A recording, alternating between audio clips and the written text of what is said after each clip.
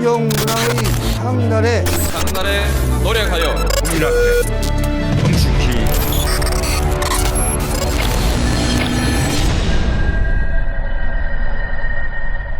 네, 안녕하십니까. 정치비와 그땐 왜 23번째 시간 시작하도록 하겠습니다. 네, 장인수 기자님 책 잘 팔려요? 요새 주춤한 것 같아요. 그래. 하는 거 보니까. 오늘을 기화로 베스트셀러 갑시다. 네, 한번 노려보겠습니다. 95만 부까지만 팔려가지고요. 네. 여러분이 5만 부를 채워주시면 100만 부가 된다는. 그거 안 보여. 이렇게 드려야 돼, 이렇게. 와. 이따 소개해 올리도록 그렇게 하겠습니다. 장인수 기자가 운영하는 저널리스트, 그리고 최강욱 TV, 박시영 TV가 함께하는 협업 방송이 바로 정치비와 그땐 왜 이 코너입니다. 저희 그 멤버십 후원회원들이 있거든요. 가끔 여기 와요. 예. 물어봤어. 어떤 코너가 제일 재밌냐 했더니 그땐 왜? 그 생각이 있는 분들은 다 좋아하시더라고. 그리고 우리가 여러 유튜브 채널이 있지만 이렇게 유명한 채널 3개가 모여가지고 그렇게 얘기하니까 쪽팔려.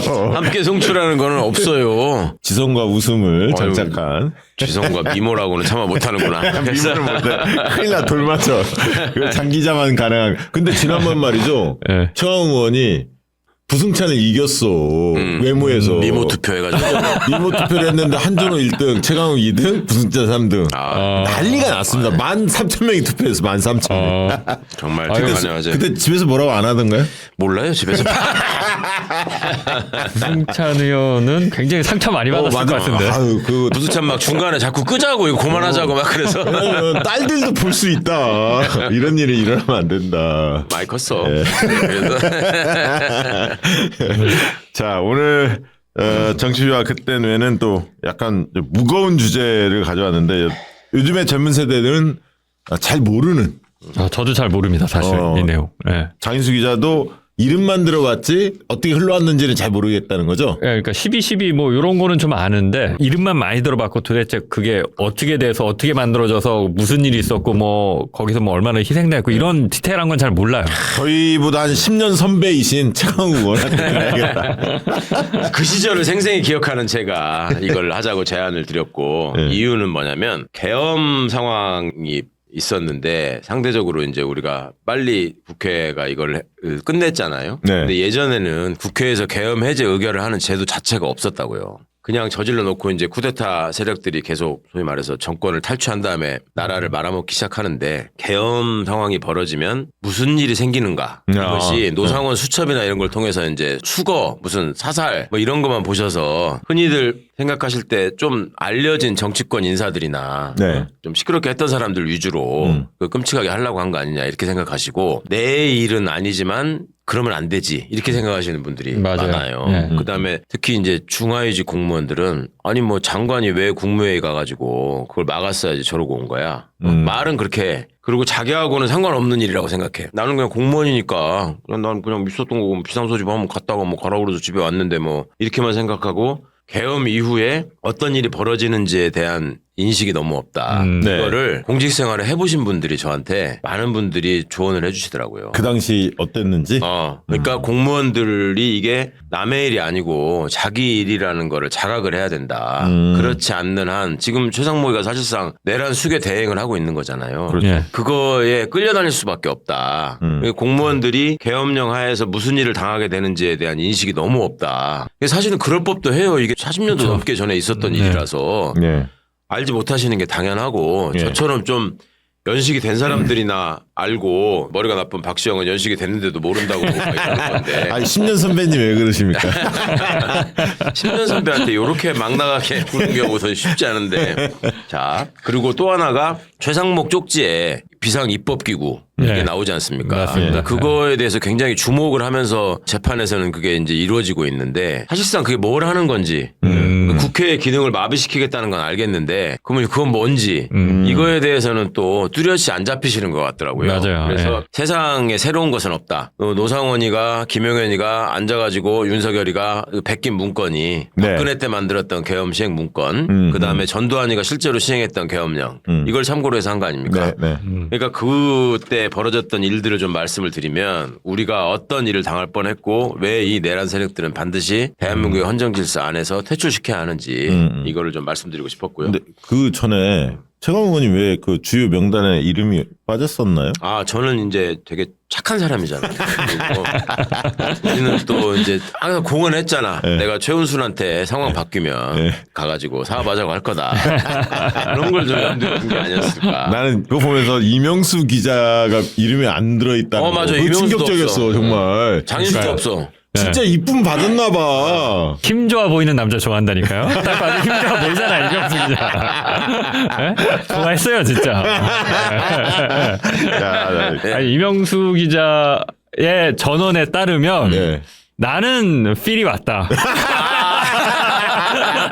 이거는 플러팅이다. 만났을 때, 야 이거는 필이 왔는데 내가 이제 발전시키지 않았다 이렇게 얘기를 하죠. 야, 참 대단하십니다 이명수 기자. 예. 특이하게 삐를 받네. 자, 이 오늘의 키워드가 이제 몇 개 있는데 국보위. 네. 국보위 많이 들어보셨을 텐데. 그렇죠. 전두환의 국보위 들어봤죠. 국가보위 비상대책위원회의 줄임말이 국보위고요. 국가보위 비상대책위원회. 비상대책위원회. 음. 이거를 전두환이가 군인 신분으로 쿠데타를 했잖아요. 네네. 그리고 전역을 하고 나서 어느 날 내가 텔레비를 보니까 그때 다 흑백 텔레비전이었단 말이에요.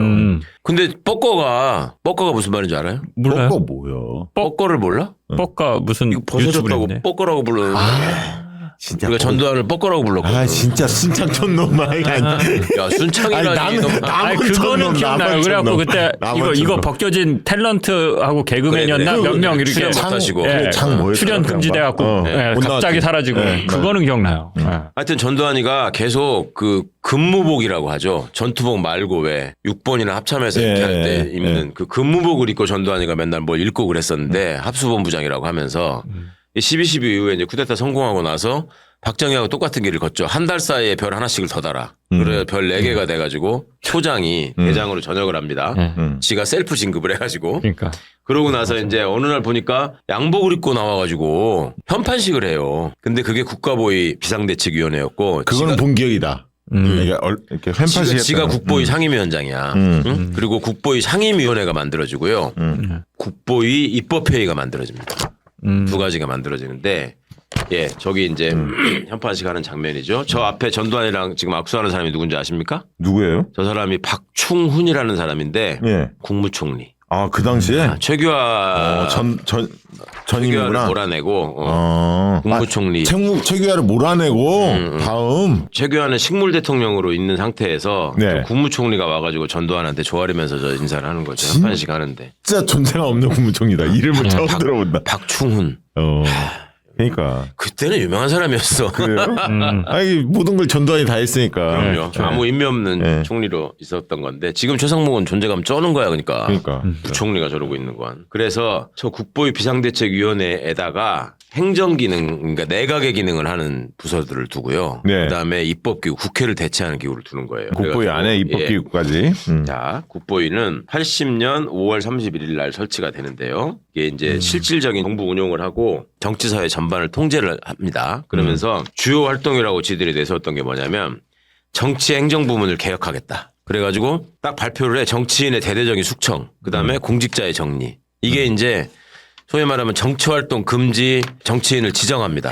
그래가지고 이제 김종필 재산 다 뺐고 네. 뭐 DJ YS야 당연하고 연금시키고 과거에 신민당 국회의원들 네, 네. 이런 분들이 전부 다 정치활동 금지시키죠. 그러니까 지금 생각해 보면 진짜 황당한 일이에요. 이거는 멀쩡하게 있는 사람을 집에서 못 나오게 하고 정치를 못하게 하고 이걸 그냥 숙청이라는 표현을 쓰네. 이걸 포고령을 하는 거야. 야. 그다음에 공직자를 정리한다고 했잖아요. 네, 이게 네. 이제 나중에 이거는 숙정이라는 이름으로 나오는데 숙정. 숙청이 아니고 숙청은 깨끗이 쓸어버린다는 거고 네. 숙정은 정화한다. 바로잡는다. 바로잡는다. 이런 의미예요. 그래서 공직자들 중에 민주주의에 대해서 생각이 있고 여기 개길 것 같은 사람들을 다 속아냅니다. 그래서 전부 다 해직시켜요. 우리가 이제 전두환 때 언론인 해직 이런 것만 이제 그렇죠. 기억을 동아일보 하고 막 이런 등등은 다 그건 기억나고. 아시잖아. 언론 통폐합, 언론인 해직 이런 얘기를 많이 들어봤잖아요. 그분들은 지금도 모여서 이렇게 활동하시고 네, 그러잖아. 네. 공무원들이 다 잘렸다는 건 몰라요 그때. 그러니까 저 그러네. 몰랐어요. 이게, 네. 그걸 몰라요. 그래서 공무원들이 지금 공무원들도 계엄이 뭐 군인하고 저 미친 대통령하고 한 일이 나오고 뭔 상관이야 이런 생각을 하는 거야. 그래서 예전에 공직에 계셨던 분들이 이걸 공무원들이 알아야 된다. 야, 그러면 지금은 공무원 노조 핵심적으로 활동한 사람 다 다 그럼 공무원 노조. 다 수거 대상이지. 수거 대상이네. 네, 그거에다가 이때 이제 주로 호남 사람 중심으로 호남 싹 사람 다 자르고 그랬겠지. 그다음에 친척이나 뭐 이런 사람들 중에 신민당 의원이 있었거나 이런 사람들 다 날리는 거예요. 그다음에 지들이 옛날에 군인으로 있을 때 뭐 행정기관으로 협조해야 될 거 있잖아요. 훈련하고 이럴 때. 네. 그때 좀 불편하게 이렇게 개겼던 이게 그러니까 높은 사람들만 자르는 게 아니라 구급 공무원까지 하위직 공무원 다 차차 잘랐다니까. 그러니까 이때는 이거를 이제 명단 선별하는 거를 당시 보안사가 하는 거예요. 그래가지고 보안사 하사가 군청 담당이야. 그러면은 그 군청 가가지고 보안사 하사가 군수 따귀를 때리면서 명단 내라. 이게 각 지부별로 다 있으니까 보안사가. 그렇지. 그러니까 지역별로 이제 보안 부대가 있으니까 예. 걔네들이 이제 도, 시, 군 단위까지 다 이걸 해야 되니까 군 단위에는 하사가 가는 거예요. 그 유명한 일화들이 많아. 하사가 딱 가가지고 군수 딱 따귀 때려가지고 쫓아내고. 그러니까 진짜 군정이지 뭐. 이게. 군수 자리에 앉아가지고 지가 책상에다 발 딱 올려놓고. 우리 영화에서 많이 보던 장면이야. 그렇지. 하사는 어린애잖아 진짜. 그러던 시절이었다니까요 이게. 그때 그래 공무원들 중에 그런 것도 있었다. 민원인이 뭐 민원 이렇게 갖고 오잖아. 계기잖아. 2단 옆차기로 공무원이 막 때리고 이랬대. 그러니까 이런 이제 그렇게 돼서 공무원들이 이제 완전히 군인의 어떤 시중을 드는 이런 일이 이제 생기는 겁니다. 그리고 사회정화 운동이라는 거를 또 그때 선포를 해가 사회정화 운동은 좀 들어보셨을 것 이거는 같은데. 느낌이 확 오네요. 그래서 이제 삼성교육 때? 아니요. 삼척교육대가 대표적인 거죠. 네. 그래서 이제 불량배를 정리한다. 뭐 유흥업소를 단속한다. 뭐 이런 건데 술은 지네가 모여서 제일 많이 먹으면서 서민들 가는 술집은 또 단속해가지고 문 닫게 하고. 그때 흔히 말하는 주먹개나 쓰는 친구들 있잖아요. 많이 잡혀갔어. 아니 이것도 박정희가 했던 거를 이제 모방해가지고 좀 업그레이드 시키는 거예요. 박정희가 그때 정치 깡패 뭐 잡는다 어쩌고 해가지고. 맞아. 이정재랑 무슨 이마수랑 뭐 맞아요. 이렇게 저는 깡패입니다 이런 거 들고 다니고 그랬잖아요. 그걸 한 거야. 그렇게 하면서 그 시민들이 환호할 그렇죠. 그렇지. 그거는 지지를 받았죠. 사안이잖아, 사실은. 그 부분은 지지를 받았죠. 그런 지점에서 사회정의 뭐 이런 식의 그런 지점에서의 어떤 환심을 사고 또 다른 한편으로는 공포 분위를 조성하는 거지. 그렇죠. 너도 여기 찍히면 바로. 그러니까 그런 거에 대해서 이제 불량배만 실제로 정리를 했으면 상관이 없는데 이때 좀 생각 있는 선생님들, 심지어 무슨 내 친구 아버지는 변호사인데도 잡혀갔어. 그러니까 삼천교육대에 억울한 사람이 너무 많이 잡혀갔어요. 그냥 보다가 좀 마음에 안 들면 끌고 가는 거야. 그냥 데려가는 거야. 조져. 그러니까 조지는 거야. 이번에도 노상원 수천 배 있는 사람으로만 끝나지 않고 그걸 가지고 이제 나중에 장인수 계자 같은 사람이 안 잡혀간 뒤에 이거는 왜 이렇게 썼습니까라고 취재를 한다. 그럼 너 바로 삼천교육대 이렇게 되는 거죠. 여기는 그런 이제 식이야. 좌파 유튜버. 그러니까 혹시 살아남았더라도 그렇다는 겁니다. 그 다음에 경제개혁을 한다고 하면서 부실기업 정리, 금융구조 조정을 한다. 이때 이제 이원조라는 사람 이름 유명하죠. 들어봤다. 금융감독원장을 했고 금융감독원장 이원조가 은행원 출신으로 노태우 김복동하고 경북고등학교 동문이죠. 그래가지고 저 중학교 동문인가 그래가지고 이 사람들의 이제 그 뒷받침을 합니다. 네. 그런데 이때 이제 부실기업 정리한다고 해가지고 이때 이제 기업들 다 저기 뭐 때려잡고 쓸고 뭐 어쩌고 하면서 이제 돈 뜯어내고 이렇게 하는 거예요. 그 다음에 헌법 개정. 이게 이제 5공화국 헌법을 만드는 헌법 개정을 하고요.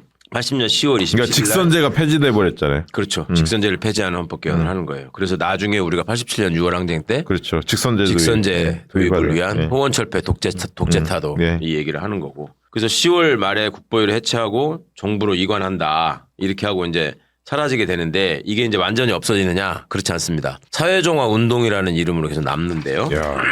이게 이제 사회학을 제거하겠다. 그러니까 한 5개월 동안 활동을 했네요. 5월 말에 그럼요. 설치를 해서 10월 달에 해체를 했으니까. 5월 말에 엄청난 일들을 했어요. 그 사이에 지들이 하고 싶었던 일을 5개월 안에 싹 해서 싹 다 사람들 쓸어버리고. 그러니까 노상원이가 6개월 정도 뭐 얘기를 했잖아. 수거 기간이 한 6개월 걸릴 거다. 이게 맞네. 이거를 그대로 벤치마킹 한 거예요. 그러네. 그러니까 사회정화 운동을 국보위가 주도한다라고 하면서 사회정화 운동을 이제 시작을 하는데 이거를 가지고 이제 시민들 동원해가지고 관제 데모도 시키고 그럽니다. 세상을 뭐 깨끗하게 하자는 어쩌고 하는데 이 먼저 말씀드리자면 이 사회정화 운동을 주관한 데가 사회정화위원회고요. 그러니까 국보위는 없어지지만 사회정화위원회가 서슬퍼런 권력기관으로 존재합니다. 그래서 사회정화위원회에서 너는 부정한 사람이라고 찍히면 공무원 잘리는 거예요, 바로.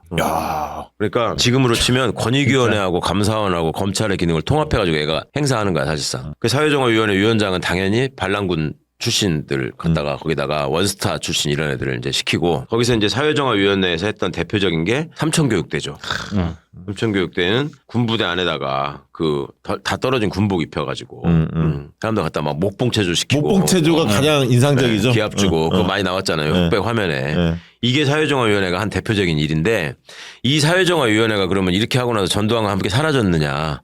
이게 지금도 있어요. 지금도. 이게 나는 충격적이다. 사람들이 몰라. 이게 지금도 있어. 삼천교육대가? 아니 사회정화위원회가. 위원회가. 사회정화위원회가 이름만 바꿔가지고 지금도 존재하는데 그게 바르게 살기 운동협의회입니다. 바르게 살기. 거기 관변단체 정부에서 돈 주는 데 아니에요. 그러니까 뭐 그렇겠죠. 자유총연맹의 전신은 반공연맹이잖아요. 네. 그것도 그대로 살아남아 있듯이 이것도 독재 뿌리들이 잔재들이 그대로 남아 있는 거예요. 그러니까 새마을 지도자들 그대로 있듯이 예. 이것도 그대로 있는 거야. 이건 전두환의 잔재야. 바르게 살기 운동협의회. 정리해야 하는데. 사실. 그러게요. 그러면서 바르게 살기 운동협의회가 지금 민간인들이 저기에서 하잖아요. 그렇잖아요. 민간인들 하죠. 구성원들이. 예. 사회정화위원회 후시지라고 내가 그랬잖아. 사회정화위원회도 민간인들 가서 있었다는 거잖아. 그럼 민간인들 완장 채워주고 가가지고 이 사람들이 유흥업소 단속한다고 가서 삥 뜯고 뭐 불량배 저기 한다고 해서 마음에 안 드는 사람 이웃 사람 저기 해가지고 삼천교육대 집어넣고 그런 짓을 했다고. 그러니까 이게 시민들을 이제 통제하는 이게 수단이 되는 거죠. 이 쿠데타를 정당화하고 개기지 못하게 하기 위해서 이렇게 합니다. 그러니까 계엄이라고 하는 것이 지네들만의 권력 그 영역에서 벌어지는 일이 아니다. 이게 실제로 시민들의 일상생활에 이게 영향을 미친다. 야, 유흥업소는 정권하고 결탁되지 않으면 살아남을 수가 없었겠네. 그러니까 이제 당시에는. 퇴폐업소 단속이라고 하면서 대대적으로 정리한다고 어쩌고 하면서 이제 여기서 이제 또 비리가 많이 생길 수밖에 없잖아요. 그 다음에 여기서 이제 언론 통폐합을 네. 이제 또 하게 되는 거죠. 그러면서 신문방송을 정리하고 이모 기자나 우리 장모 기자 같은 반정부적 성향의 언론인들을 숙청하고 신문사, 방송사 옛날 같으면 폐가시키고 나 이순자하고 친해 이렇게 했을 거 아니야. 아니, 그러니까 아까 말씀하셨는데 이때도 다 사전 검열했잖아요. 이거 찍찍 굽고 막 빈칸으로 나가고 그랬잖아요. 그때 중위가 와서 다 이거 했다는 거 아니에요? 그럼요. 신문사가. 예. 중위가 와서. 중위가 중사 하나 데리고 와가지고 기사 날아가는 중위는 거고. 사장 담당, 중사는 주필 담당 해가지고 옆에다가 딱 끌어서 이게 목덜미 잡고 빨리 해. 아니 중이면 옛날 같으면 아니, 지금도 마찬가지. 소대장이 중이잖아. 아니 그거 육사 나오면 몇 년 있다 바로 2, 3년 있다 중이다로 그러니까. 소위부터 시작하면 새파랗게 젊은 놈이 아니, 소위 달고 나서 1년 있으면 중요해요. 무슨 2, 3년이야. 생각해봐. 22살, 3살짜리들이 가가지고 하사가 22살짜리가 그때는 다 임명직 군수 아니에요. 그러면 50대 군수 뺨 때리면서 명단 가져와 야, 막 이렇게 했다니까. 그러니까 이 군인들 입장에서는 얼마나 그 시절이 그립겠습니까. 그다음에 또 불량 청소년을 단속한다고 해가지고 고등학생들까지 다 잡아갔어요. 그래서 나는 실제로 우리 반 애들이었던 애들이 여기 잡혀가고 그거 갔다 왔다 이런 소리를 들었단 말이에요. 저도 들었어. 갖고 궁금해서 갑자기 안 보이는 애들이 있거든. 그 학교에서 주먹 좀 쓴다는 애들 있잖아요. 뭐 서클 같은 거, 불량 서클 흔히 이야기하는 그런 거 가입됐던 친구들 중에 몇 개월 안 보여. 그래. 이런 데 갔다 온 거야. 그리고 애들이 막 진짜 피폐해져 가지고 와요. 하면은. 자, 이제 그리고 이제 아까 말씀드린 공무원 숙청, 네, 숙청에 대해서 말씀드리기에 앞서서 우리 박시영 대표가 간절하게 원하는 광고 하나 하고. 광고를. 예, 제가 지금 광고할 거는 다른 게 아니라 장인수 기자가 책을 냈습니다. 그 많은 분들 알고는 계실 텐데 작심하고 다시 기자. 요 책인데요. 정말 저도 읽어봤는데 재밌어요. 새로운 정보들이 많이 들어 있습니다. 너무 좋았는데 오늘 또 출판사 우리 사장님께서 박시영 TV, 장인수 TV 그리고 최강욱 TV가 함께하는 이 정치비와 그땐 뇌에 광고를 또 주셔서 감사한 마음으로 광고해 드리도록 하겠습니다. 작심하고 다시 기자! 이 책은 20년 차 기자 장인수가 취재한 사건들의 기록입니다. 장인수 기자는 그간 김건희 디올백 수수 사건 그리고 7시간 녹취록, 한동훈 검언 유착, 손준성 고발 사주 등 대한민국을 떠들썩하게 만들었던 사건들을 추적하고 취재하고 보도했던 장본인입니다. 하나의 사건을 집요하게 파고들어서 마침내 세상에 공개하기까지의 드라마틱한 과정을 담아냈는데 일단 아주 재밌습니다. 그렇다고 해서 이 책이 단순히 취재의 나열에만 그치는 책이 아닙니다. 이 책에서 중요하게 다루는 또 하나의 지점은 바로 보도 이후 보여지는 검찰과 언론의 행태입니다. 그리고 이것은 여전히 현재 진행형입니다. 우리는 윤석열 넘어 새로운 사회로 나아가야 합니다. 하지만 윤석열 탄핵이 인용된다고 해서 언론개혁과 검찰개혁이 저절로 될 리는 없습니다. 그렇기에 우리는 검찰과 언론 문제의 본질을 알아야 하고 개혁의 방향에 관해 함께 고민해 나가야 합니다. 작심하고 다시 기자. 이 책은 바로 이런 내용들을 이야기하고 있습니다. 아무쪼록 많은 관심을 부탁드립니다. 지금 댓글로 아마 URL 나가고 있을 거고요. 이 출판사는 10월입니다. 10월. 제목은 작심하고 다시 기자. 요즘엔 책 구입하기 어렵지 않잖아요. 뭐 S24, 뭐 교보문고 이런 등등해서 네. 검색 장인수만 저자해도 바로 뜰 거고 작심하고 다시 기자 이렇게 검색해 주시면 아마 바로 책 속에 만나보실 수 있습니다. 디자인도 되게 잘하셨어요. 이거 일단 나는 이 사진 펜 그려져 있고 사진 죽여 이거. 사진이 어떻게 이런 사진 나올 내일 수가 모레 있어. 핵전쟁 하러 가는 대통령 같이 아유 저희 출판사 사장님이 요거 한 대목만 좀 읽어달라고 그래갖고 요거 예, 제가 예. 아주 간단하게 낭독해드릴게요. 네. 머릿말에 있는 건데 그냥 맛배기로 들려드리겠습니다. 수습 때 배웠던 기자의 덕목은 이런 것들이다. 강자에게 강하고 약자에게 약한 사람, 권력과 자본을 감시하는 사람, 하나의 사실을 확인하기 위해 마지막까지 치열하게 확인하고 또 확인하는 사람, 팩트면 쓰는 사람. 그동안 이런 덕목들을 완벽하게 갖추진 못했지만 적어도 그런 기자가 되려고 노력했다. 과거의 행적을 보면 앞으로의 행보도 짐작할 수 있다. 그래서 이 책은 나의 과거이며 동시에 방향이기도 하다. 나는 이런 기자였습니다 라고 말하는 것은 앞으로 이런 기자로 살겠습니다 라는 의미와 다르지 않을 것이다. 예. 뭐 이런 네. 머릿말인데 우리 저 그때는 자주 시청하시는 분들께 부탁 말씀드립니다. 이렇게 출판사가 광고하기 쉽지 않은데 원래 이제 책은 꼭 읽기보다는 소장의 가치가 있는 거니까 주변에 또 선물 주는 의미도 있으니까 한 10권씩 여유 되신 분은 5권 10권씩 해서 100명 200명 이렇게 또 많은 분들이 동참해 주시고 워낙 내용이 좋거든요. 그래야 또 출판사도 신이 나서. 저는 장현수 기자가 MBC에다가 그만두겠다고 여러 번 얘기하고 사표도 2번인가 3번 냈다가 나왔잖아 지금 막 설득해가지고 아니에요. 그렇지는 않았어요. 안 그랬어요? 예, 예. 누가 내- 버뜨린가 누가 내가 버뜨린가. 사장한테 얘기 들었거든. 장현수가 자꾸 나간다고 그래서 자기가 설득하고 있다. 나가지 말라고. 아, 예. 뭐 그런데 그 관점의 차이? 저는 뭐 사모님이 아주 빵빵한 직업이 있어가지고 먹고 사는데 지장이 없으니까 그렇게 배짱 내밀고 툭 하면 나간다고 하는 줄 알았어요. 그랬더니 그게 아니더라고. 아니 지난번에 물어보니까 진짜 작심하고 나온 기자야. 아니 MBC 받은 거 예. 퇴직금인가요 그거? 예, 차리 있습니다. 예. 그거를 조금씩 까먹고 있다는 얘기를 들었습니다.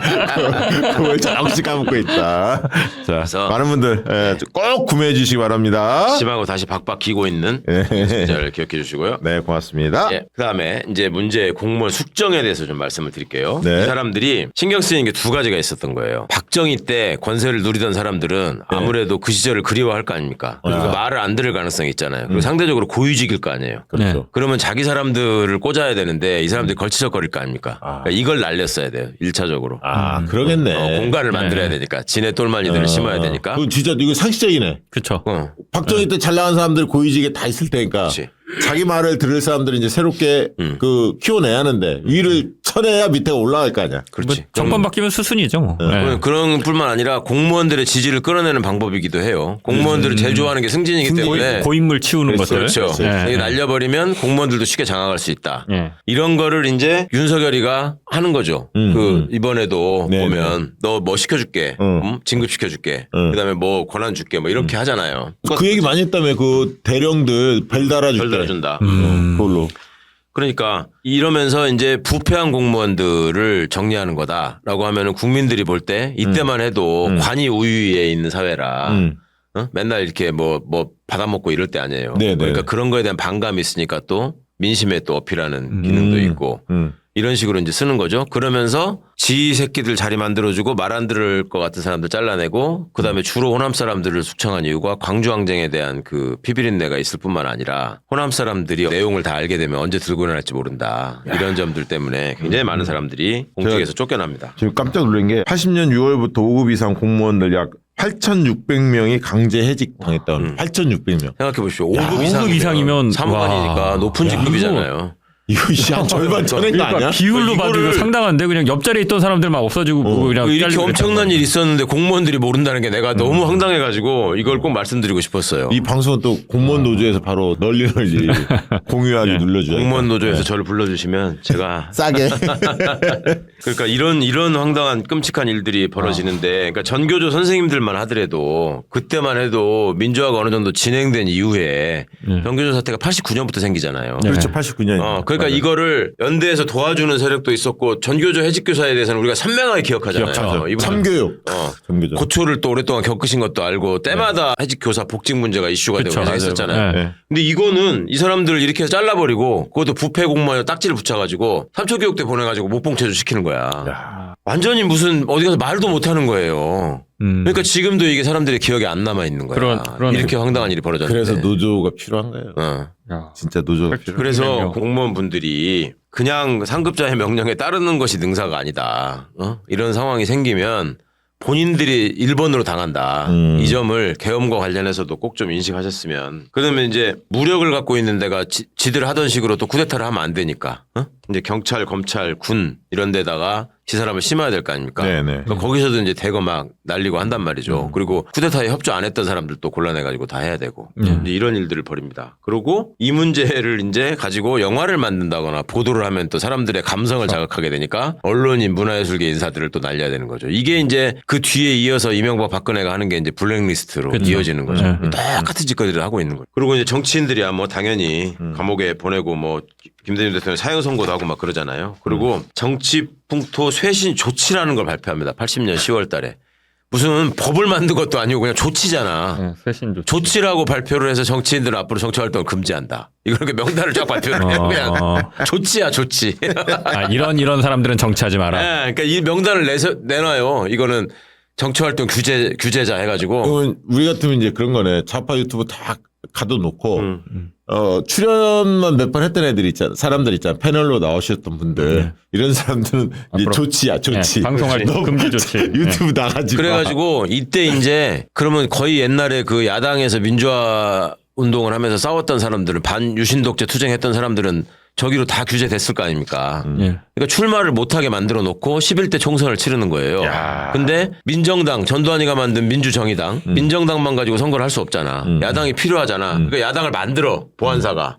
그게 이제 민주한국당, 민한당. 그 다음에 한국국민당이라는 데가 있었고, 또 사회당도 만들어요.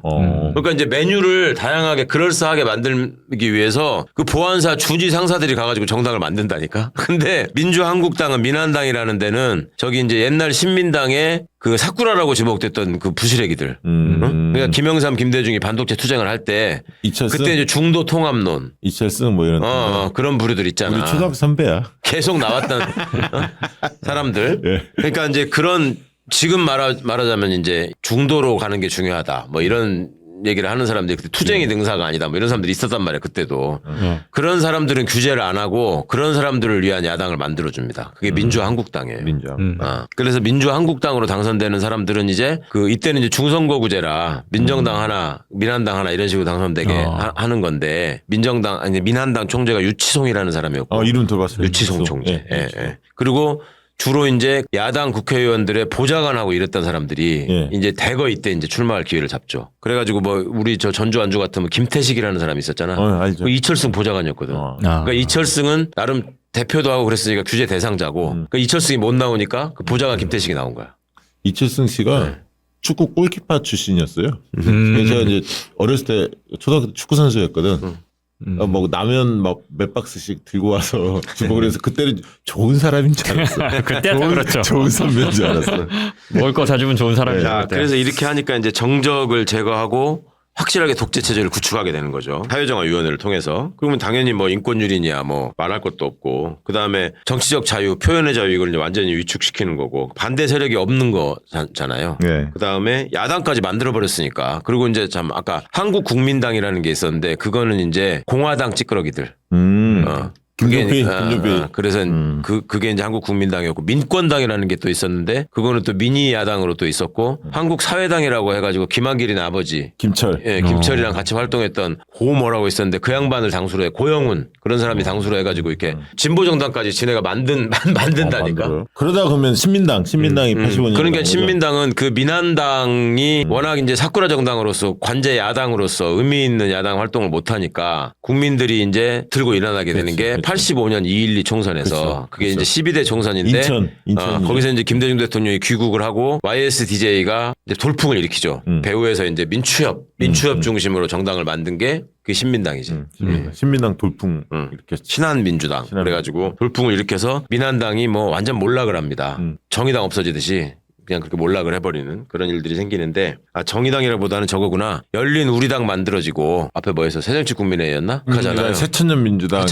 새천년민주당. 그때 왜 노무현 탄핵 세력들이 새천년민주당 그렇죠. 남았다가 예, 몰락하잖아요. 예, 총선에. 예, 그런 시기였어요. 이때가. 그런 거고 이때가 이제 50의 출발이니까 이제 사회정화위원회를 통해서 딱 이렇게 세팅이 되는 거죠. 네. 그래서 이게 결국은 두고두고 국민적 반감을 사가지고 87년 6월 행정으로 이렇게 없어지게 되는데 없어지고 난 뒤에도 완전히 사라지지 않고 지금 바르게 살기 운동회가 돼 있다. 예. 바르게 살기 뿌리가 이 말씀을 크구나. 드리는 거고요. 그 다음에 비상입법기구라에 대해서 국보위 입법회의라는 게 있었다고 아까 말씀드렸잖아요. 예. 국가보위 비상입법회의가 풀네임입니다. 국가보위 비상입법회의. 이게 그러면 국회 기능을 하는 거죠, 이게. 그렇죠. 그러니까 이제 국회를 해산시켜 버렸으니까 국회가 없잖아요. 그때. 그러니까 이 군부가 뭔가 지네들이 하고 싶은 일을 할 때 뭐 언론인 해직도 해야 되고 뭐 삼천교육대도 만들어서 사람들 보내야 되고 하려면 그 법적 근거를 만들어야 되니까 이 국보위 입법기구를 이 국보위 입법회의를 통해 가지고 네. 여기서 이제 그걸 다 통과를 시키는 거예요. 그리고 이 입법회의에 의원으로 입법위원으로 있는 사람도 있을 거 아니에요. 예. 이 사람들이 다 민정당의 이제 주력이 되는 거고. 근데 이름이 나는 이거 국가보위 비상입법회 이걸 듣잖아요. 북한 냄새가 좀 나는 거야. 왜 그런가 봤더니 보위부 있잖아요. 저쪽에 보위부. 네. 비슷해.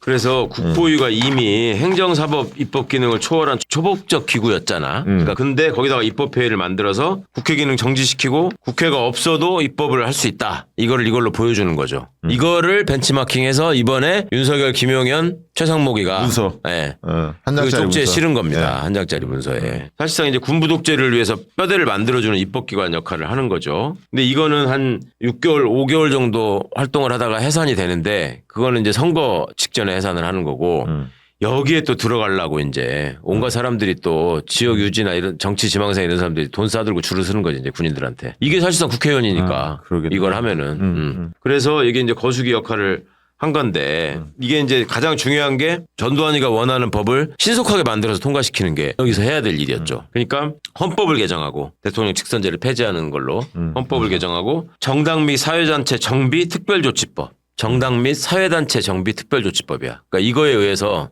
정당 다 해산시키고 사회단체 다 망가뜨리고 해서 사람들 다 퇴출시키는 이런 일들을 한 거죠. 그리고 이제 신군부 세력이 계속 불안한 게 민주주의를 외치면서 이제 항쟁을 시작하면 골치 아프게 되잖아요. 네, 그 네. 싹을 자르는 일을 입법을 통해서 하는 거죠. 그리고 중요한 이제 언론 통폐합을 하면서 언론 장악을 하는 거죠. 그러면서 조중동이 갖고 있던 방송사 소유권을 박탈합니다. 동아일보도 그랬어요? 동아방송이 있었고 중앙일보 TBC가 있었고 동양방송이라고 했죠.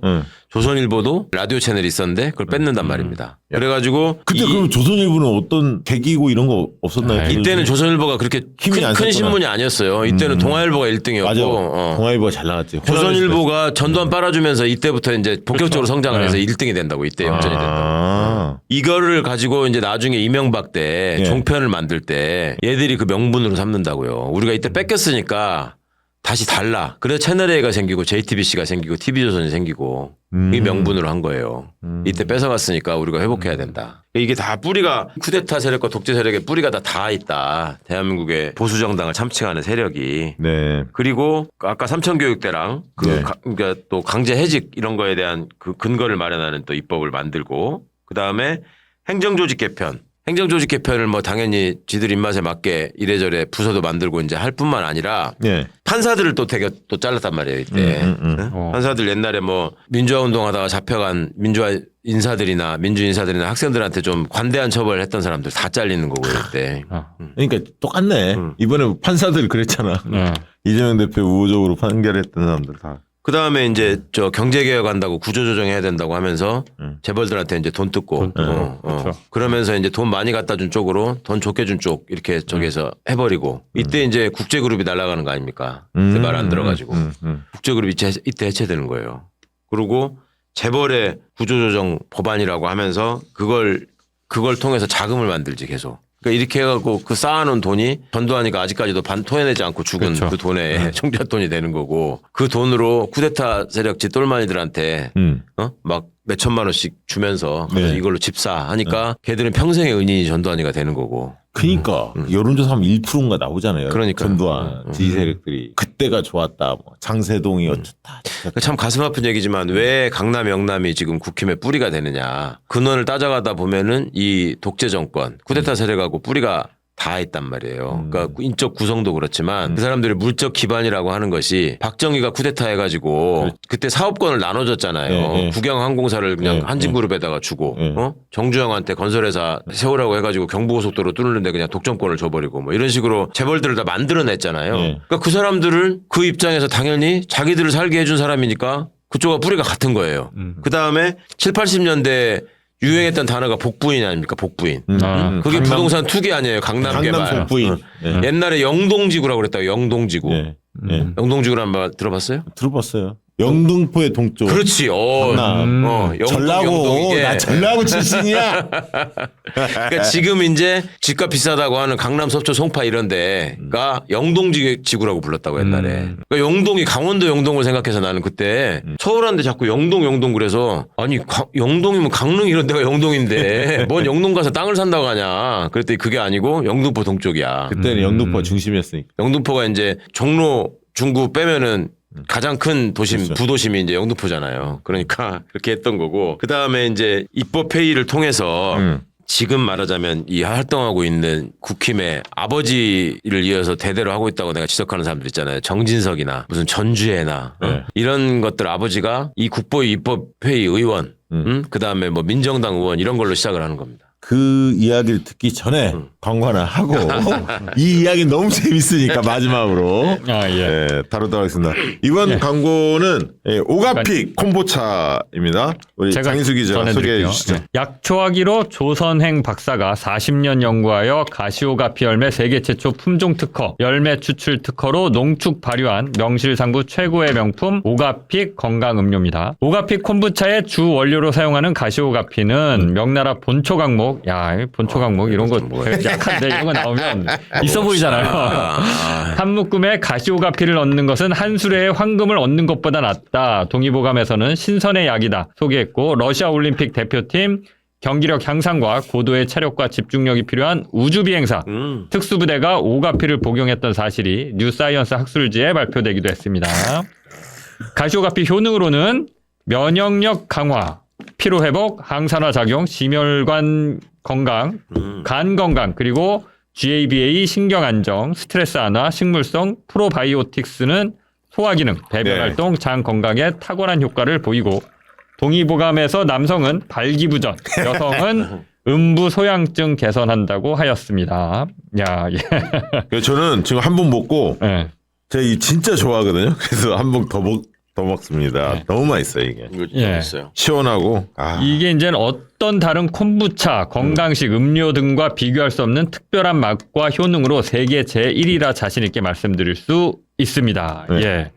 오가픽 대표님도 당연히 1번 더불어민주당을 지지하신다고 여기 가로하고 특별 요청으로 써주셨네요. 예. 제가 아는 분인데 예. 더민주혁신회의 이재명 대표 적극적으로 지지하는 조직이잖아요. 거기 적극적으로 활동하고 계시고 또 박시영 TV에 슈퍼챗도 아주 많이 보내준 예. 열혈 당원 맞습니다. 인증합니다. 예. 오가픽의 모든 원료는 국내산으로 농약, 방부제, 화학첨가제는 일체 사용하지 않으며 냉동 차량, 냉동 물류 보관으로 최상의 맛과 효능의 품질을 유지합니다. 원가 상승에도 불구하고 최상의 품질을 유지하고 있다고 또 강조해 주셨고요. 음용 방법으로 아침 공복 따뜻한 물 한 잔 섭취 후 1포, 오후 또는 회식 전후 1포 섭취를 추천한다고 하고요. 그러니까 하루에 2번 먹으면 되는 거네요. 네네네. 오전에 한 번, 이제 뭐 저녁 때나 이렇게 한 번. 건강한 습관, 작은 변화부터 오가픽의 놀라운 효능을 경험해 보세요. 배송 메시지에 채널명을 남기시는 분들께 24팩 플러스 3팩, 플러스 네. 3팩, 네. 48팩 플러스 6팩, 3팩 6팩을 추가 증정해 드리고 있다고 합니다. 최상의 맛과 효능을 유지하기 위해 제품을 수령하신 후 반드시 냉장, 냉동 보관해 달라고 하고요. 구매 방법은 유튜브 더보기 구매 링크, 네이버 쇼핑에서 오가픽 검색해 주시면 됩니다. 남자분들이 먼저 좀 많이 찾으시면 좋아. 네. 제가 볼 때는 이게 딱 이거 한번 드셔보세요. 지난번에 그 감기가 있어서 맛을 제대로 못 보셨는데 한번 아직도 사실 감기가 완벽하게 떨어지진 않았는데 그런 분들이 드셔야 돼. 이 시원하다. 면역력 약한 분들. 1차적으로 면역력 강화에 도움되고요. 피로 회복. 저는 피로 회복에 굉장히 좋은 것 같아요. 스트레스가 많이 풀리고 굉장히 느낌이 좋지 않습니까? 네, 딱 맛있어요. 보고. 맛있어. 일단 맛있어. 맛있어. 맛있고 왠지 건강해지는 느낌이야. 계속 땡겨. 이거 저기 한포 먹으면. 편의점 같은 데서 팔았으면 좋겠다 싶은 진짜로 얘기. 한 포 그런 먹으면 계속 맛이에요. 땡겨 이게. 예, 예. 간 건강에도 좋고 술 좋아하시는 분들도 반드시 드시면 아 그리고 좋습니다. 왜 냉장에서 먹으라고 하는지 알겠네요. 이게 시원해. 시원한 음료 그 청량감 주는 느낌이 있네요. 이미 예, 예. 있어요. 제가 볼 때 이거 대박 날 가능성이 있습니다. 오가피 콤보차 많은 분들 한번 주문해서 직접 한번 맛을 보시면 아 이거구나 바로 느끼실 수 있을 것 같습니다. 자 많이 찾아주시면 고맙겠고요. 자 국보위 입법회의 특징과 문제점 좀 다뤄주시기 바랍니다. 그 전에 아까 말씀드린 이제 이 상급기관이 국가보위 비상대책위원회잖아요. 네. 거기 상임위원들이 있었다 그랬잖아요. 제가 예. 그 사람들 이름을 한번 불러드릴게요. 예. 위원장이 예. 전두환이가 아니었어요. 박정희도 쿠데타를 하고 나서 네. 저 혁명 기구를 세우잖아요. 네, 네. 그때 장도영이를 그렇죠. 맞아요. 자기 하나 상관. 예. 육군 참모총장 장도영을 위원장으로 한단 말이야. 네, 그리고 네, 좀 이따가 반혁명 세력으로 몰아가지고 날려버리지. 그렇죠. 날리고 네. 자기가. 예. 전두환이도 똑같이 벤치마킹을 합니다. 그래서 위원장은 당시 계엄사령관으로 있었던 이희성 육군 참모총장. 아 이성은 들어봤다. 이희성이가 청문회 때 나와가지고 그래, 5.18 관련된 5.18 인간이야. 관련해서 있을 때 예. 이렇게 눈 깜빡깜빡하면서 바보짓 했던 예, 예. 그 이희성이가 위원장이었고요. 예. 전두환이는 상임위원장이야. 그러니까 그런 식으로 해서 자기가 이제 실질적으로 이걸 다 행사하고 상임위원들이 있단 말이죠. 예. 여기가 이제 하나회들이죠. 노태우, 정호용, 아. 차규헌. 차기원은 모르겠다. 차규헌이가 감사원장을 하고 지금 예. 박정훈이 장인이 차규헌일걸? 박정훈 의원. 그 장인이. 송판가 어디 쪽에. 그다음에 송성부라고 있었고 그다음에 허삼수, 허삼수는 알죠. 허화평, 허화평까지는 알지. 장세동. 예. 장세동 이게 다 국보위 걔네가- 위원 출신이란 말이에요. 걔네가 다 헤쳐먹었지. 이 상임위원들이 얘들이 사실상 장관인 거지. 그래서 이제 여기서 다 모든 거를 하고 지시를 하면 이제 입법회의가 이거를 통과시키는 거예요. 근데 5개월 정도 있었잖아. 네. 근데 그동안에 통과시킨 법률이요. 189개. 그러니까 이게 야. 뭐 법률을 시위를 했겠어? 그냥 자동 통과지. 5개월 동안 189개. 그리고 다른 무슨 결의안 뭐 이런 거까지 하면은 219개가 된다는데 이게 이제 이렇게 해놓고 그 거수기들 데려다 놓고 하니까 찝찝했을 거 아니야. 근데 네. 이때도 국회 비슷한 형식을 만들어 상임위원회가 다 있었어요. 상임위원회가 뭐뭐 있었냐면 운영위가 있고 네. 법사위가 있고 외교국방위가 있고 내무위 지금 행안위지. 그다음에 경제 제1위원회, 경제 제2위원회, 그다음에 문교 공보위원회 이렇게 있었어요. 운영위원회 위원장이 이기백이라고 이게 또 군인이야 합참의장 출신. 네. 이게 이제 이기백이가 운영위원장이고 법사위원장은 정희택이라고 검사 출신이고 외교국방위원장 이원경이라고 이건 외교관 출신. 그다음에 내무위원장 장승태, 경제 제1위원장 박태준. 박태준? 호철 박태준. 호철? 어. 박태준도 군인 출신이잖아. 예, 군 이때 이제 출신인 줄 알았는데. 그다음에 경제 제2위원회는 고재청. 문교공보위원회 송지영 뭐 이런 식으로 했는데 여기는 그 삼천교육대 관련 근거법들 다 만들었다고 했잖아요. 네. 그다음에 대표적으로 한 게 노동3법을 개약합니다. 그래가지고 우리가 산별노조가 없었잖아요. 그게 이때 못하게 만든 거야. 기업노조로만 할 수 있게 하고 애들 꼼꼼했는데. 뭐 제3자 개입금지 이런 거 다 넣어가지고 그러네요. 꼼꼼했어. 그런 거는 예, 머리 좀 썼네요. 그러니까 정권을 장악해가지고 운영하려면 제일 신경 쓰이는 게 또 노동자들이 조직화돼가지고 들고 일어나면 안 되잖아요. 그러니까 이런 식으로 철저하게. 그러니까 온 시민들의 삶에 다 영향을 미친다니까. 이 계엄과 쿠데타는. 그리고 이때 이렇게 해놓고 지네도 찝찝했잖아. 그러니까 어떻게 5공화국 헌법에 보면 부칙에 국보위 입법회에서 통과시킨 법률에 대해서는 이의를 제기할 수 없다. 딱 넣어놔. 헌법 부칙에다가. 이 정도 놈들이에요. 근데 이런 거를 갖다가 그때 이제 이 군발이들이 이거 다 알았겠어? 이런 거 가서 작업해주고 인정받은 애가 박철원이에요. 박철원이는 왜 그렇게 했느냐? 김복동이네 와이프하고 뭐 그 같은 집안이잖아. 그래가지고 안 그 인연도 있지만 TK 출신이기도 하고. 근데 박철원이는 김기춘이를 벤치마킹한 거지. 김기춘이가 유신 때는 유신헌법 기초 만들고. 김기춘이 나이 더 많이 먹었어? 당연하지 김기춘. 박철원도 많이 먹었잖아. 순서가 검사 출신들, 법률가 출신들이 가가지고 독재에 부역하면서 그 헌법 개정하는데 가서 나쁜 짓 많이 했던 게 이제 순서가 신직수를 바라보면서 자란 게 김기춘. 그 다음에 박철원, 그 다음에 우병우, 그 다음에 한동훈 뭐 이렇게 이어지는 거야 이게. 그래서 나쁜 놈들 전성시대. 그러니까 이제 검사라는 거는 용도가 그럴 때 필요한 거고. 그러니까 쿠데타를 했는데 이게 이제 나도 똑같이 당할까 걱정되잖아요. 네. 그러니까 이거를 확실히 내 똘마니들로 장악을 해야 되는 거야. 군인 출신이니까. 그거는 어찌 보면 당연할 수 있어요. 근데 민정당을 우리가 육법당이라고 불렀다고 네, 했잖아요. 네. 육사와 서울법대가 조인한 당이다. 근데 왜 서울대 법대일까? 사실 무력을 장악했으면 돈을 장악하는 게 더 필요할 수도 있잖아. 그러면 서울대 상대가 될 수도 있는데 왜 법대일까? 이게 중요해요. 이게 굉장히 지금도 많이 흔적이 남아있는 게 옛날에는 육사가 쿠데타를 하고 법도리들이 가서 이걸 시스템을 그쵸. 받쳐주는 똘마니 역할을 했다고 지금 설명을 드린 거 아니에요. 이번에는 법대 나온 놈이 쿠데타를 하고 이 육사 나온 애들이 밑에 저거를 하잖아. 네. 요것만 바뀐 거예요. 근데 주체는 똑같아. 이것들의 뿌리가 어디 있느냐. 이게 박정희 때부터 군인들을 동원해가지고 무력은 장악했는데 그러면 눈에 보이지 않는 힘이 또 있잖아요. 그게 이제 법에 규정되어 있는 합법적 폭력이잖아. 그걸 관장하는 기관으로서 검찰이 필요한 거고. 그래서 거기에다가 똘마니를 갖다 심어야 되는데 아까 제가 신직수부터 시작된다고 했잖아요. 신직수가 누구냐면 홍석현 장인이야. 홍석현 와이프가 신직수 딸이야. 근데 신직수는 박정희가 사단장을 할 때 사단장이 박정희, 참모장이 김재규, 법무참모가 신직수야. 그래가지고 신직수를 36살 때 검찰총장을 시킵니다. 36이요. 36살짜리를 박정희가. 그렇게 해가지고 검찰을 장악하는 거예요. 당시에도 나이든 검사장들이 반발하고 그랬어요. 젊은 애를 이렇게 하면 어떡하냐. 경찰은 어떻게 했는 줄 아세요? 박정희가 지가 저 스승으로 모시고 존경한다고 했던 이용문 장군이라는 사람이 있어. 그 이용문의 아들이 검사였어. 이건계. 예. 이건계. 슬롯머신 사건 때문에 들어봤어. 그때 이건계라고 있잖아요. 맞아. 이건계가 서울지검 검사였는데 그거를 지금으로 치면 서울지방경찰청장을 시켜요. 평검사를. 서울시경국장이라고 당시에는 그랬지. 그때는 뭐 끽소리 못 했겠네. 그렇지. 그렇게 해가지고 30살짜리들이 가가지고 조직을 장악해가지고 시킨 대로 하는 거야.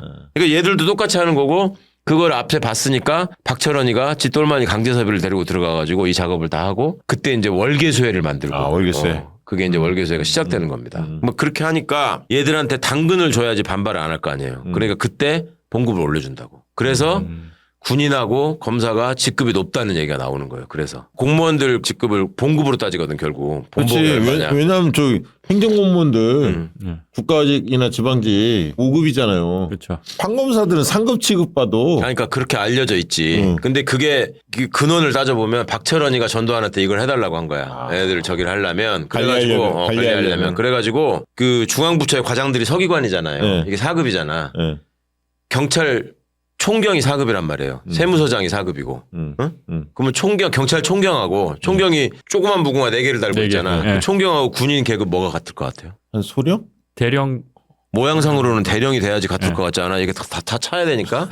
이거 넘어가면 경무관부터는 이제 큰 무궁화로 별이 되잖아. 네. 그리고 실제로 국방부의 과장들이 대령이란 말이에요. 근데 봉급으로 치면 소령하고 같아, 총경이, 직급이. 그리고 검사들을, 그러니까 두 칸을 올려준 거잖아요. 그러니까 총경을 소령하고 맞춰버리니까 검사도 5급을 3급으로 쳐준다 이런 식으로 하는 거야. 내 친구 대령으로 이게 시작이었다고. 받았겠네. 돈 많이 받지. 그러니까 국방부는 중앙행정부처인데 검찰청은 법무부의 외청이잖아요. 근데 법무부의 주요 간부를 이 하급기관에 있는 청의 검사들이 와서 다 장악하고 있잖아. 그렇죠. 군도 국방부 산하기관이잖아. 근데 여기서 국방부를 장악하고 있잖아요. 이게 두 군데만 그래. 국방부하고 법무부만. 생각을 해보세요. 기상청 간부들이 가서 환경부 장악하겠어? 소방청 간부들이 행안부 장악하겠어? 말도 안 되는 소리 아니에요. 근데 여기만 이렇게 한다고. 청 중에 그렇게 힘이 세다. 그러니까 이럴 때 이 독재를 떠받치는 기구로서의 이게 필요하니까 청이 불을 먹는 식으로 했단 말이에요. 문민 통제를 벗어나서 직할을 하는 거지. 예. 그렇게 하면서 당근으로 직급을 높여주는 식으로 던져주고 그러니까 이것들이 기고만장해가지고 껐덕거리고 있었고 이때 80년대만 해도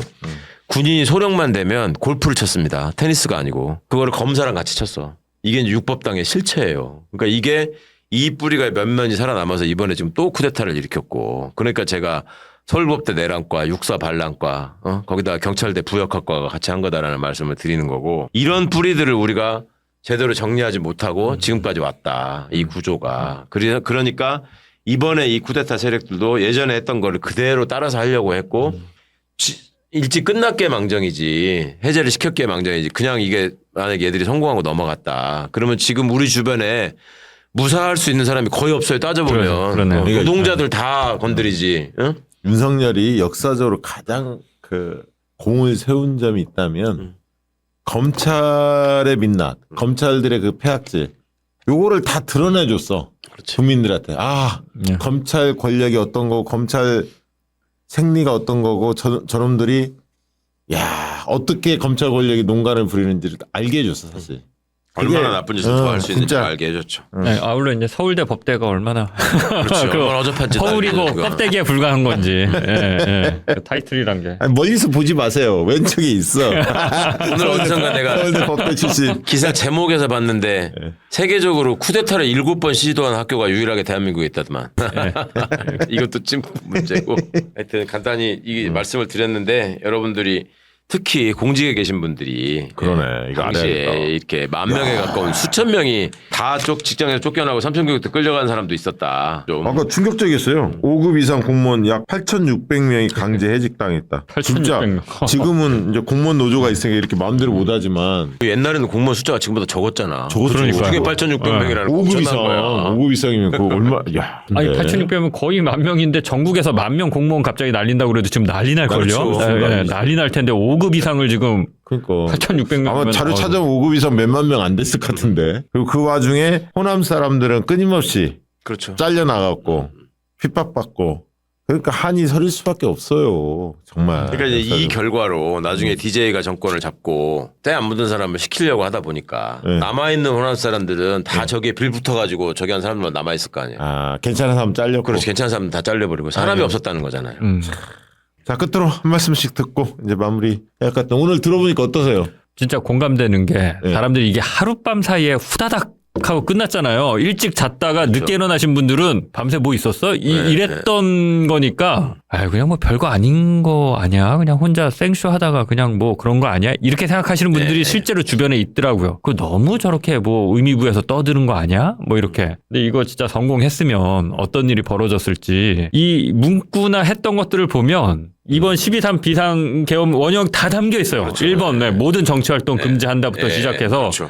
그냥 한 게 아니라 열심히 옛날 거 공부하고 베꼈구나라는 것도 한 번 더 확실하게 알 수 있었습니다. 그 요즘에 그 단전 이야기 나왔다가 국회 단전된 거 네, 드러났잖아요. 그렇죠. 네. 끔찍한 거죠, 사실. 만약에 국회가 해제하는 시간이 조금만 늦었으면 그럼요. 아비규환 상태에 놓여 있었을 거예요. 정말. 네. 우리 최강호님 잘 준비해 주시고 끝으로 한 말씀 해주시죠. 이때의 이 기억을 절대로 잊어버리면 안 된다고 하는 것이 이게 정치군인들에 의한 반란, 내란으로 이런 일들이 벌어졌지만 이걸 회복하는데 우리가 얼마나 많은 사람들이 희생을 하고 얼마나 많은 시간이 걸렸습니까? 수십 년이 지난 지금도 제가 여전히 지금 이 잔재가 남아있다라고 말씀을 드렸는데 우리가 하여튼 이런 점들 정말 우리 그때 뇌의 취지에 맞게 좀 확실하게 기억에 새기셔서 절대 앞으로 대한민국에 이런 일이 없도록 확실히 이번에 뿌리를 뽑아야 된다. 이 말씀 다시 한번 드리겠습니다. 네, 고맙습니다. 오늘 정치비와 그땐 왜는 이것으로 마치도록 하겠습니다. 고맙습니다. 고맙습니다. 감사합니다.